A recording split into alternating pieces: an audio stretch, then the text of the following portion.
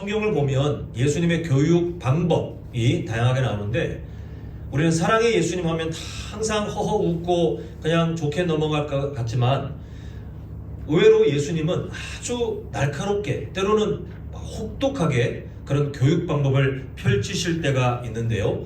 오늘 우리가 잠시 보는 본문 사마리아 여인에 대하여 예수님께서 하시는 모습이 바로 그러하게 나타납니다. 사마리아 여인은 사람들의 눈을 피할 수밖에 없는 상황, 그런 마음을 가지고 눈을 피하기 위해 가장 더운 뜨거운 시간에 물을 길러 오는 그런 삶이 복잡했던 사람이었습니다.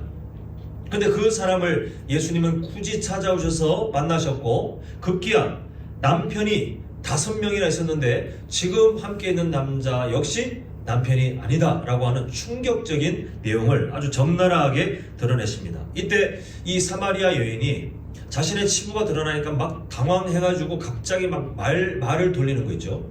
급하게 주제를 바꾸는 것처럼 갑자기 다른 말을 하는데 우리 함께 요한복음 4장 20절 보도록 하겠습니다. 보면 사마리아 여인이 하는 말이 우리 조상들은 이 산에서 예배하였는데 당신들의 말은 예배할 곳이 예루살렘에 있다 하더이다 이렇게 말합니다. 예수님은 당황한 듯 갑자기 주제를 바꾼 이 사마리아 여인에게 최선을 다해 예배에 대해서 가르치기 시작하시는데요. 지금 사마리아 여인이 하고 있는 말의 주제는 장소에 대한 말입니다. 장소, 예배에 대한 장소. 그런데 예수님께서는 그게 중요한 게 아니라는 거예요. 자, 22절 보겠습니다. 보면 너희는 알지 못하는 것을 예배하고 우리는 아는 것을 예배하노니 이는 구원이 유대인에게서 남이라. 너희는 사마리아인, 우리는 유대인. 예수님께서 일부러 그렇게 말씀하시는데 이 이야기는 사마리아 사람들이 듣기에 매우 기분 나빠질 이야기입니다. 왜냐하면 지금 사마리아인들은 그들이 가진 오경을 제외하고 나머지 구약 성경은 다 부정했거든요. 그러니까 지금 예수님이 그걸 건드리고 계시는 거예요. 하나님을 충분히 알지 못하는 사람들, 이걸 건드리시고 계시는데, 그래서 예수님께서는 하나님을 충분히 알지 못하기 때문에 사마리아 사람들의 예배가 온전하지 못하다, 충분하지 못하다라고 말씀하신 겁니다. 결국 중요한 것은 예배를 어디에서 드리느냐가 아니라 예배의 대상, 또 예배의 방법, 그래서 누구에게 또 어떻게 예배하는지가 더 중요하다는 것을 이제 건드리기 시작하시는데요. 자, 우리가 읽었던 내용이지만 23절 보시면 예수님께서 하시는 말씀이 하나님께 참되게 예배하는 자들의 모습에 대해서 영과 진리로 예배한다. 또 하나님께서는 이런 사람들을 찾으신다라고 이 두 가지 주제를 말씀합니다. 자, 지금 예배 대상과 방법을 예수님께서 말씀하실 때 두 가지 원리를 담고 있어요. 영과 진리. 이게 무엇을 말하냐 하면 하나님께 예배할 때 우리에게 절대 빠지지 말아야 될 두 가지 원리가 있는데 첫 번째가 뭐냐 하면 영으로 드리는 예배처럼 우리의 온 마음, 온 감정이 다 담겨진 진실된 예배를 드려야 되고, 그리고 또한 진리로 표현된 것처럼 하나님을 바르게 하는 바른 신학, 그 신학 위에서 예배를 드려야 한다는 것을 말씀하고 있습니다. 결국 마음과 감정을 담아 예배를 드린다는 것은 그런 마음이 담겨있지 않고 종교적인 의식, 구약의 물론 신약에도 그런 사람들이 있었지만 구약의 이스라엘 백성들이 그런 삶을 살다가 망했잖아요. 열심히 자기들은 열심히 예배하는 것 같고 절기를 지키는 것 같지만 마음이 없어요. 감정이 안 담겨 있어요. 그냥 아나자니 애매하고 하는 게 그냥 나을까 싶은 마음으로 우상 숭배도 하면서 하나님께 종교적인 의식을 드리는, 그래서 마음과 감정을 담는 예배는 종교적인 의식, 그것을 추구하는 헛된 예배와 반대되는 개념이에요. 또 진리를 따라 예배하는 것은 하나님을 자기 마음대로 오해하는, 오늘 우리 새벽 예배 때 기억나십니까? 예수님, 진리신 예수님을 우리가 더 알아가야 되겠다라는 그런 교훈을 발견했는데, 그것을 발견할 때 장애물들이 있었다고 그랬잖아요. 첫 번째로 제가 말씀드린 게 선입견. 내가 알고 있는 나의 경험, 나의 얕은 지식으로 성경에 등장하는 여러 내용들, 여러 진리들을 마음대로 재단해가지고 하나님을 가짜 하나님을 만드는, 이 역시 구약의 이스라엘 백성들이 그러하지 않았습니까? 우리가 사무엘상에 보는 이스라엘 백성들이 그 블레셋과의 전쟁에서 패배했을 때에 그때 문제는 하나님을 하나님으로 존중하지 못하고 하나님께 그 상황을 맡기지 않는 교만함이었는데 이스라엘 백성들이 어떤 방법을 찾았습니까? 법궤를 들고 가면 이길 것이다. 하나님에 대한 엄청난 오해잖아요. 그 예배도 그런 예배들이 있습니다. 하나님을 오해하여 하나님을 자기 멋대로 재단에서 가짜 하나님을 만들어 놓고 그 가짜 하나님께 감정적으로 막 충실하고 막 신비주의에 빠져가지고 그런 하나님께 예배하는 것을 스스로 만족하는 그런 예배를 진리로 드리는 예배가 반대되는 개념에 서 있는 것을 보게 됩니다. 결국 정리하자면 예배는 반드시 우리의 감정이 담긴 그 마음으로 드리는 예배가 반드시 필요하고 동시에 우리가 바른 신앙, 하나님의 말씀에서 나온 진리를 정확하게 알고 그 진리를 따라 예배하는 마음이 필요한데 만약 둘 중에 하나가 결핍되잖아요. 어떤 문제가 생기냐 하면 진리만 있고 한번 화면 보여주십시오 원사님. 진리만 있고 감정이 없는 예배가 되면 어떤 예배가 돼요? 경직된 예배자가 돼요. 진리, 자기가 아는 어떤 지식, 어떤 종교적인 형식 그러면 마음은 전혀 없이 경직된 늘 그게 거룩인 것처럼 착각하지만 막 굳어있고 절차를 따지고 그런 경직된 예배자가 됩니다. 반면 진리는 없고 감정만 있잖아요. 그러면 한없이 가벼운 예배자가 돼요. 수시로 들끓고 우리가 흔히 냄비 같다고 하는 그런 사람들 있죠. 금방 뜨거워지는데 금방 식어버리고 헛된 것에 막 매몰돼서 그게 진짜인 것처럼 우르르 달려갔다가 그런 사람들 그렇게 가벼운 예배자로 변질될 수 있습니다. 따라서 우리가 하나님이 주시는 예배 안에서 유익을 얻기 위해서 반드시 우리는 두 가지를 늘 스스로 점검하셔야 되는데 마음이 담겨진 예배 동시에 진리 위에서 드리는 예배가 내가 지금 되고 있는지를 늘 자신을 돌아보지 않으면 우리는 순식간에 화면에 보이는 저 연약한 모습으로 달려갈 수 있다는 것을 우리가 기억했으면 좋겠습니다. 그래서 우리가 드리는 예배 형식을 보면 이 내용들이 다 담겨 있어요. 마음으로 드리는 예배 그리고 진리로 드리는 예배가 우리 예배 형식에 담겨 있는데 간단하게 그 예배 형식의 주된 내용인 설교, 찬송, 기도, 헌금을 보자면 먼저 설교 당연히 진리가 무엇인지 바른 신앙이 무엇인지를 우리 삶에 굳건하게 세워서 우리가 가벼운 깊이가 없이 가벼운 예배자가 되지 않도록 돕고 있는 것이 바로 설교라는 예배의 요소입니다. 근데 찬송을 보면 이제는 성도님 딱 연상이 되시죠? 바른 신학 외에서 하나님께 반응하며 하나님께 나의 감사, 나의 신앙 고백, 나의 마음, 나의 그 모든 것들을 드리는 삶을 통해서 경직된 예배자가 되지 않도록 돕고 있어요. 기도도 마찬가지. 우리 이번 한 해 주제처럼 기도는 하나님께 이어지는 거잖아요. 이웃에게 이어지는 것도 마찬가지지만 하나님과 마음이 이어지는 거예요. 그저 일방적으로 내가 하나님께 청구서를 막 던져놓고 결산할 그것만 기다리는 것이 기도가 아니라 기도하는 순간부터 하나님의 마음에 나의 마음이 연결되어 조율되어지는 친밀해지는 것이 기도. 그래서 우리가 경직된 예배자가 안 되도록 기도는 우리를 도와줍니다.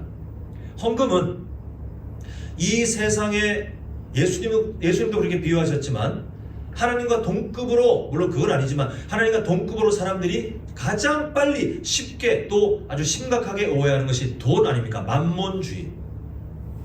제가 5예배 때 저번에 말씀드린 그 단어로 하자면 바벨론 문화. 더 부유하고 더 힘있고 더 화려하고 다 돈의 위력, 돈의 힘에서 나오는 어떤 권능 아닙니까? 이걸 찾기 위해서 사람들이 추구하는 이 세상 속에 우리가 살고 있지만 헌금을 드리는 게 뭐냐 하면 하나님 그 돈이 저에게 주인이 아닙니다. 그 돈도 하나님이 저에게 주신 건강, 생명, 그 외 지혜, 경험들을 통해서 제가 누리고 있는 것이 사실 다 하나님 거예요. 그걸 고백하기 위해서 사실 우리에게 다 돈 소중하지 않습니까? 그 소중한 돈을 기쁨으로 하나님께 드리기 위해서 여러 제목을 따라 예물을 준비하여 드릴 때 우리의 마음도 드리지만 결과적으로는 진리를 따라 예배하면서 우리가 가벼운 예배자가 되지 않도록 우리를 돕는 그런 요소가 됩니다. 이렇듯이 우리가 드리는 예배의 주요한 요소들 보니까 다 진리로 예배를 드리는 삶, 그래서 바른 신학을 따라가고 하나님을 인정하고 하나님을 존중하게 만들고, 또 우리가 마음, 그 감정이 우리가 다 실린, 우리의 모든 것이 실린 그 마음으로 드리는 예배가 되게 해서 하나님과의 친밀한 교제, 우리가 하나님을 향해서 전심을 향해 달려가는 그 예배가 되도록 우리가 드리는 예배 구성 요소들이 다 어우러져 있다는 것을 꼭 기억하셔서, 아까도 말씀드렸지만 늘 자신을 돌아보셔야 돼요. 악한 마귀는 우리를 그냥 두지 않습니다. 우리가 순식간에 화면에 보시는 것처럼 경직된 예배자가 되거나 가벼운 예배자, 이 둘 중 하나로 치우치도록 유혹할 텐데, 그때마다 성도님들, 나는 지금 마음을 다 하고 있는가? 나의 감정을 다 실어 있는가? 나는 늘 바른 예배를 드리기 위해서 바른 신학, 바른 진리를 찾기 위해서 몸부림치고 있는가? 이 두 가지 예배의 원리를 항상 기억하셔서 하나님이 기뻐하시는 온전한 예배자가 되시기를 간절히 소망합니다. 자, 이제 계속해서 본문을 이어가자면, 이제 사마리아 여인과의 대화가 어느 정도 마무리됐을 때에 양식을 구하러 성에 들어갔던 제자들이 돌아옵니다.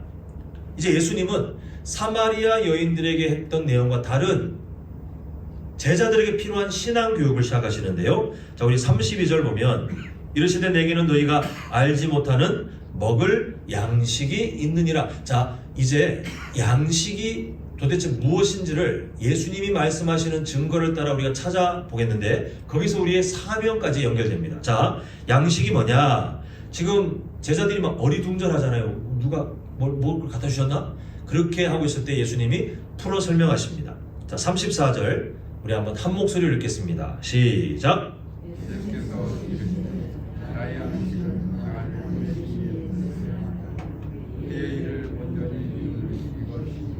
자, 우리가 흔히 양식하면 마치 말씀, 은혜 이렇게 생각되지만, 지금 예수님께서 신앙 교육에, 지금 제자들을 사마리아 여인과의 대화에 이어서 제자들에게 하는 신앙 교육의 내용을 보니까 양식이 뭐라는 겁니까? 누구의 뜻을 이루는 거예요? 네. 예수님께 양식은 하나님의 뜻을 이루는 것, 이렇게 했습니다. 그러면 그 하나님의 뜻, 하나님께서 지금 추구하시는 일은 무엇인가?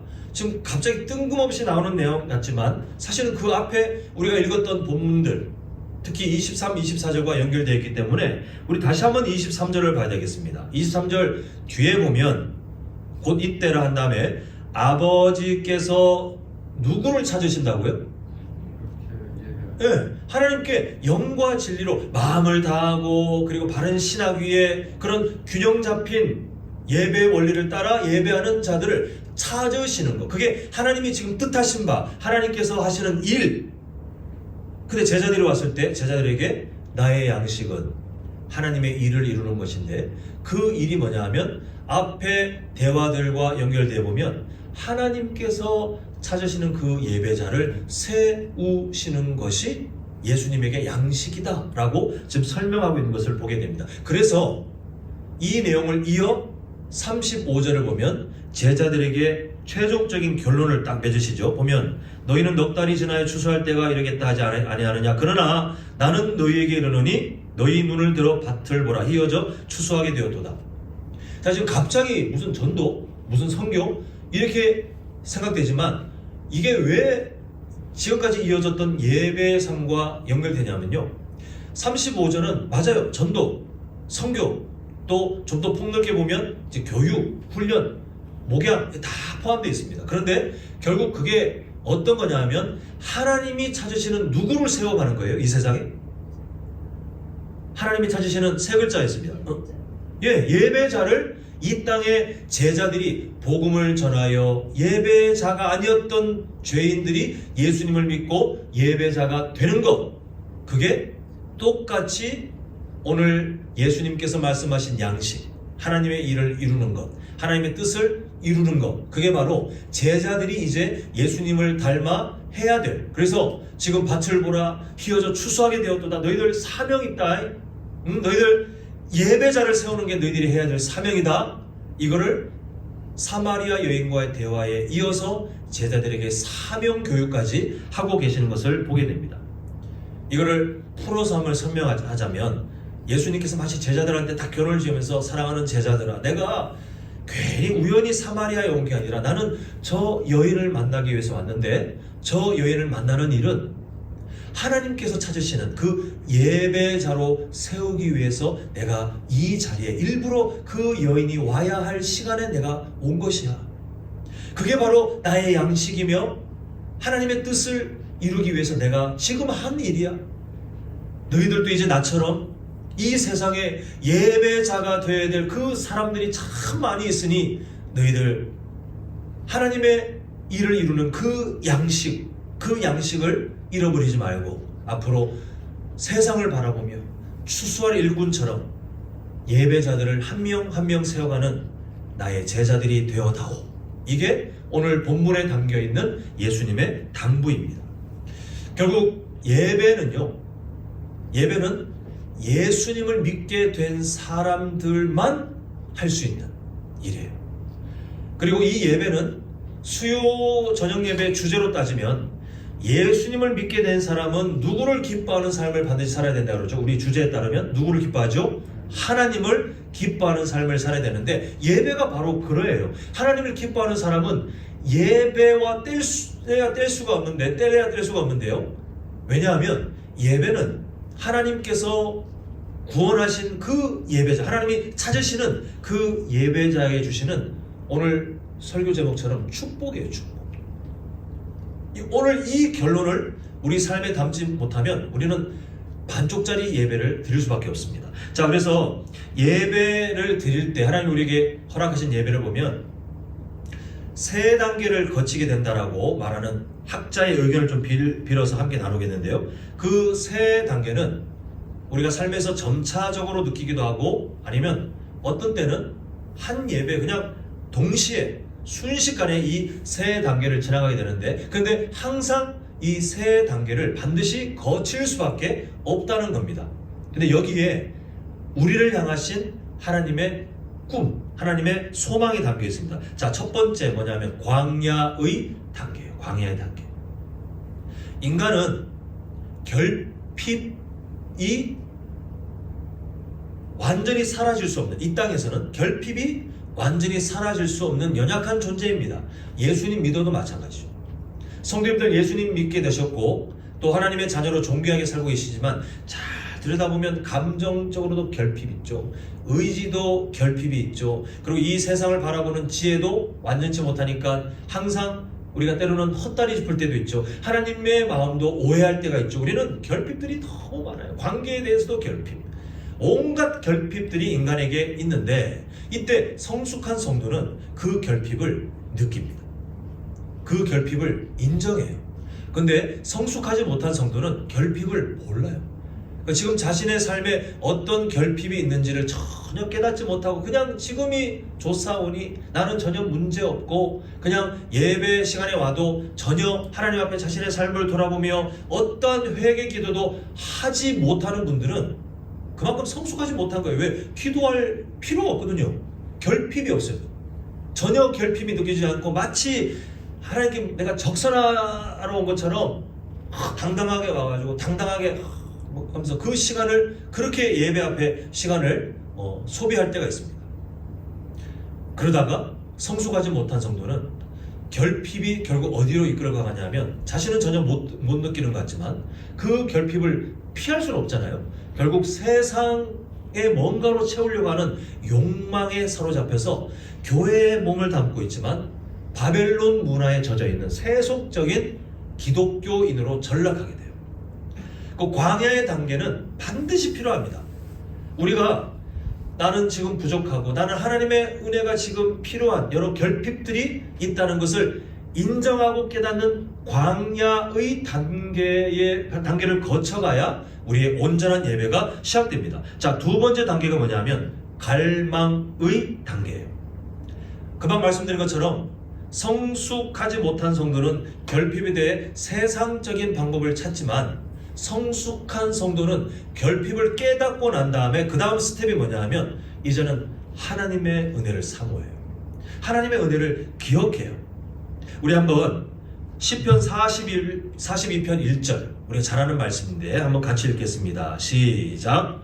하나님이여 사슴이 기름을 찾기에 갈급하소서 내 영혼이 주를 찾기에 갈급하소서. 자, 지금 시편 기자가 비유하고 있는 모습 보십시오. 광야입니다. 광야. 가축 우리에 있는 아니면 동물원에 있는 그런 사슴이 아니고 광야예요. 이스라엘의 문화, 물이 없는 척박한 갈색 땅을 상상해 보십시오. 근데 그 안에 사슴 한 마리가 지금 물을 못 먹고 점점 죽어가는데 이 시편이 익숙한 유대인들이 보면 그냥 연상이 되는 거예요. 왜냐하면 목독의 삶이 익숙한 삶이냐 연상이 되는데 우리는 잘 모르잖아요. 이 시편을 그 유대인들의 관점에서 풀어쓴 주석을 보면 이 동사들이 뭐냐 하면 사슴이 시냇물을 찾는데 뭘 겁나? 이런 가벼운 게 아니라 지금 죽기 직전이라 본능적으로 과거에 동물들이 광야에서 어떻게 행동하냐 하면 물은 낮은 데서 높은 데로 오를까요? 높은 데서 낮은 데로 오를까요? 너무 유치한 질문이지만 높은 데서 낮은 데로 오르죠? 그러면 광야에서도 그 물이 혹시라도 올라가 어디로 가냐면 골짜기 그 끝 바닥에 혹시 있을지도 모르는 그 물을 찾아 동물들이 야생 동물들이 밑을 향해 가게 된답니다. 지금 그런 심정이에요. 자, 사슴이 지금 어떤 결핍이 있나요? 뭘 깨닫고 있나요? 물이 모자라는 결핍. 그래서 문을 찾는 것처럼 이 시편 기자도 그 갈급함이 뭐냐면 인생의 여러 결핍들, 자신의 삶에 하나님의 은혜 없이는 진짜 버틸 수 없는 그 여러 상처들, 여러 아픔들, 여러 그런 불안함들, 여러 자신의 연약함들을 대놓고 가만히 그냥 유유자적하게 살 수가 없는 거예요. 그래서 사슴이 막 골짜기 아래로 비틀거리면서 내려가는 것처럼 지금 그 시편 기자가 내 영혼이 주를 찾기에 갈급하나이다라고 말을 하고 있는 것이 바로 이 1절의 내용이에요. 사랑하는 성도 여러분, 성숙한 성도는 아까 말씀드린 것처럼 광야의 단계, 물이 없어, 목말라, 하나님 지금 제 인생에 너무 결핍이 있어요. 지금 요즘 감사도 없고 기쁨도 점점 줄어드는 것 같아요. 불안함도 있고 관계도 어떤 관계에서 문제가 생기고 사랑하는 마음도 생기지 않고 다른 사람 정죄만 하고 하나님 저에게는 결핍들이 생겨요. 이걸 깨닫고 난 성숙한 성도는 반드시 그 다음에 누구를 찾냐 하면 사슴이 물을 찾는 것처럼 하나님을 찾는다는 거예요. 회복, 기쁨, 감사의 근원 되시는 그 하나님을 아주 애타게 찾는데 우리가 예배를 드릴 때에 그 마음이어야 된다는 겁니다. 성도님께서 오늘 이 자리에 어떤 마음으로 오셨는지 모르겠지만 앞으로는 이 세 단계, 광야의 단계, 내가 깨닫는 거, 나의 결핍을 깨닫는 거, 그 다음에 갈망의 단계, 하나님 없이면 나 안 될 것 같아요. 하나님 은혜가 필요해요. 그 갈망의 단계, 이 단계를 꼭 거치셔서 하나님이 기뻐하시는 온전한 예배자가 되시길 간절히 소망합니다. 자, 마지막 세 번째 단계가 바로 기쁨의 단계입니다. 하나님의 창조 작품인 우리 성도님들, 하나님의 자녀들이 하나님 앞에 나와서 하나님을 대면할 때 그동안 있었던 결핍들이 하나님의 은혜로 채워지잖아요. 분노가 용서로 바뀌고 두려움이 평안으로 바뀌고 막연한 불안이 하나님의 소망으로 바뀌고 우리에게 하나님이 주시는 은혜들이 그 결핍들을 다 덮습니다. 이 결핍에서 완전하게 자유할 수 있는 성도님은 한 분도 없어요. 다만 살 길은 뭐냐면 하나님의 은혜로 덮는 것. 또 우리가 살아가면서 우리 삶의 결핍들이 또 부각되고 우리의 연약함이 드러나면 어떻게 해야 돼요? 똑같은 단계를 다시 밟는 거예요. 느끼는 거. 광야의 단계, 내가 결핍이 있구나. 그 다음에 우리의 방향, 하나님의 은혜, 그 은혜 하나님을 향해 가야 되겠구나. 갈망의 단계. 그러면 그 다음은 내가 결정하는 게 아니에요. 내가 가서 기뻐할까 말까 이게 아니라 그 하나님을 친밀하게 아까 말씀드린 두 가지 원리, 나의 모든 감정, 때로는 슬픔, 때로는 분노, 때로는 두려움까지 다 그 모든 연약함을 다 쏟아내는 나의 마음이 담긴 예배. 그러나 바른 신학 위에 하나님을 향한 온전한 이해를 가지고 그 하나님께 반응하는, 그 하나님을 신뢰하는 그런 예배의 삶을 살아갈 때, 그때 인격적인 하나님께서 우리의 마음을 만지기 시작하시는 거예요. 어떤 사람은 예배 시간에 막 하나님이 만지시는 은혜 가운데 예상하지 못했지만 때로는 그 은혜가 충만하여 눈물로 예배할 때도 있고, 모든 마음이 해결돼서 자기도 모르게 막 환하게 웃는 그런 마음으로 예배할 때도 있고, 또 어떤 사람은 그 예배 자리에서부터 서서히 삶이 회복되어 가는 사람도 있지만, 결국 목적지가 뭐냐면 하나님이 그렇게 주고 싶어하는 기쁨이에요. 기쁨. 우리 수요일 주제, 세상의 뭔가로 기뻐하는 삶이 아니라 하나님으로 인하여 하나님으로부터 기쁨을 누리는 그 삶이 예수님 믿는 사람의 너무나도 당연한 삶인데, 그 삶을 누리도록 하시기 위해 이 세상에 하나님께서 마련해 놓으신 숨 쉴 구멍이 뭐냐 하면 바로 예배 시간입니다. 그래서 오늘 제목처럼 예배는 기뻐하는 삶에 대한 하나님이 주신 축복이에요. 축복. 이제 말씀을 맺을까 합니다. 예수님을 진짜 올바로 믿는 사람들은 예배를 싫어할 수가 없습니다. 만약 예배가 싫다? 솔직히 한번 마음의 손을 꼭 고민해 보셔야 돼요. 내가 구원받은 사람이 혹시 아닐까? 물론 삶의 공고함, 그 지침 때문에 너무나도 지금 힘이 없어서, 기력이 없어서, 그 영적인 힘이 없어서 모든 것이 무너진, 저도 예전에 그런 경험이 있었거든요. 신학생인데 목회자가 되겠다고 훈련받으러 간 신학생인데 삶이 막 무너지는 그런 두려움, 근심 이런 것 때문에 어느 날은 있잖아요, 채플 시간에 제가 처음부터 마지막까지 눈 감고 입도 뻥끗 안 하고 있었던 적이 있어요. 정말 부끄러운 고백이지만, 근데 그 삶을 유지는 못하겠더라고요. 그 삶을 계속 유지할 수가 없습니다. 왜냐하면 제 안에 계신 성령께서 그냥 두질 않으시기 때문에. 성도님들도 마찬가지, 예배에 대한 마음이 때로는 연약해지고 그럴 수는 있지만, 예배가 계속해서 꾸준히 싫어지는 분은 한 분도 안 계실 거예요. 그런데 지금까지 계속해서 작년에도 그리고 앞으로도 예배가 너무 싫을 것 같아, 이런 분이 계시다면 솔직히 한번 판단해 보시면 좋겠지만, 제가 이렇게 말씀드리는 이유는 그러신 분이 여기 안 계시기 때문에 그렇습니다. 그래서 우리는 예배를 싫어할 그런 분들은 아니십니다. 그런데 중요한 게 뭐냐면, 악한 마귀가 그런 틈을 치고 들어와서 그럼에도 우리가 유혹을 받아 넘어지게 만들려고 했는데, 그게 뭐냐면요, 예배를 의무처럼 착각하게 만드는 거예요. 이 마음을 우리가 한번 잘 판단해 보셔야 되는데요, 우리가 주일 성수, 주일을 잘 주일답게, 안식일을 거룩히 여기는 그 명령처럼 주일 성수, 주일을 잘 지키는, 또 아니면 예배를 열심히 드리려고 하는 그 마음이, 출발이 의무감이 되면 어떤 상황이 되는지 제가 비유를 해드리겠는데요. 제 딸이 나중에 철이 들어서 제 생일날 편지를 써가지고 저에게 줬다고 칩시다. 근데 그 주면서 딸이 하는 말이, 아빠 생일이라 뭔가 하기는 해야 되는데 어쩔 수 없이 편지를 적어봤어요. 제 마음이 어떨까요?